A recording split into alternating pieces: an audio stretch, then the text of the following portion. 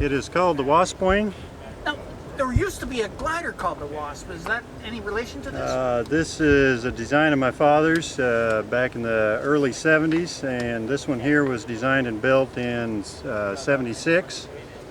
And he was the originator of the design of the cutout tail on the original Rogallo.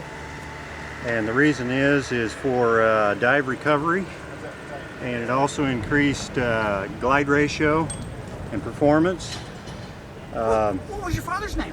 Charles Sharon.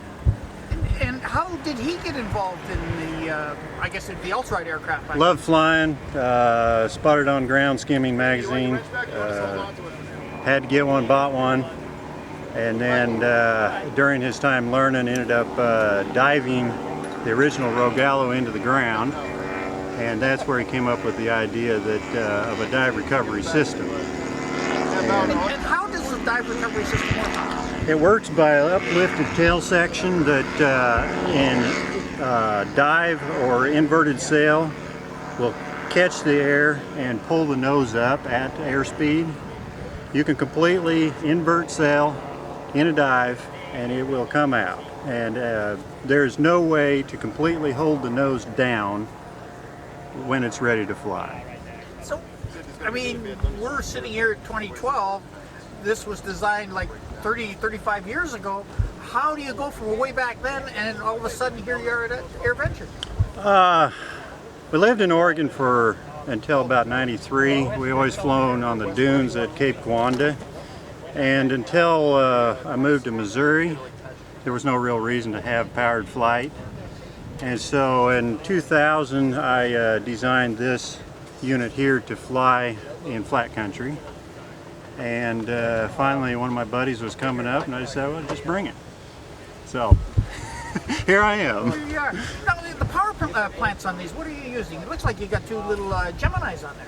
These are actually model aircraft motors. They're half scale, 16 horse ZDZs. They put out roughly 50 pounds a piece of thrust and run about 58 to 6,000 RPM. That little unit right there puts out, what, 16 horsepower? 16 horse. And it's direct drive. Direct drive. Now, what is it that you've got it mounted on? That's just a motor mount all over, or does it act as part of the flight mechanism? It acts mostly as a form to carry fuel, all your components, and mount motor internally, and it may do some as far as performance, but it's not really that. It's just function and form over the motor. Now, why the ring around the propellers? Obviously, keep your arm out. Again, nothing You to know where it is. There's times starting it, you like to be able to hold on the outside. As long as you don't reach inside, you're fine. It's to let you know exactly where them tips are. Now, I know that this is a stupid question, but what kind of performance for climb, for cruise, for stall do you get out of this little girl? Well, obviously it depends on how much sink and how much everything else, but you could probably get 1,000 foot a minute in no sink, and your glide ratio is about 8 to 1. When you're flying along, are you using full power all the time to fly? Or? No, you're roughly about third power at flat and level. And I saw you take off this morning. I mean, you were airborne in what, 100, 150 feet? Oh, it's less than 100 foot. And you had a good climb rate on that. I mean, you were looking at, you know, with the conditions you had. Between the sink, yes, you got a really good climb rate. Behind the trees there, I was fighting it. It was climbing a little, but once you're out in open air, you're going up.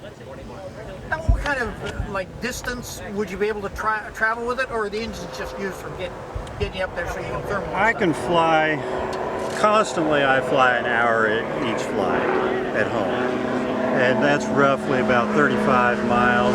You might be able to get 40 or 45 if you put it just right, up to an hour and a half. Well, it seems to fold down for easy storage and that type of thing. If you don't take off the motor unit, you can get it down in a half hour.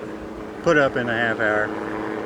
Putting the motors and stuff on you just will allow 45 minutes to an hour. Well, if somebody wanted to get in touch with you just to talk to you about something like this, do you have an email address or something to reach at? You could reach me at LUV, the number 2, FLIGH at Yahoo, and that's my personal email. And that's the best way to get it. Where are you physically? You're in Missouri? I'm in Sturgeon, Missouri, 20 miles north of Columbia, right in the middle of the state.